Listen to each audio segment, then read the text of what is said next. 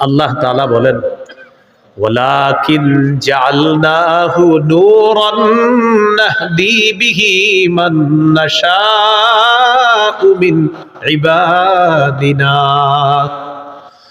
আল্লাহ তাআলা বলেন, কোরআন এমন এক নূর, এই নূরের মাধ্যমে আমি আমার বান্দাদের মধ্য থেকে যাকে চাই তাকে আমি আল্লাহ হেদায়েতের রাস্তায় চালায়া দেই।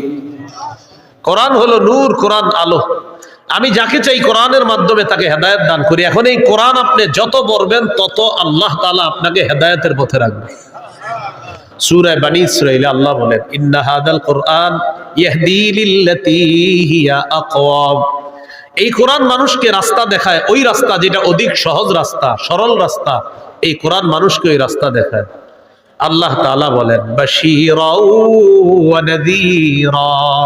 কোরআন জান্নাতের সুসংবাদ দেয়, জাহান্নাম থেকে ভয় দেখায়। শুধু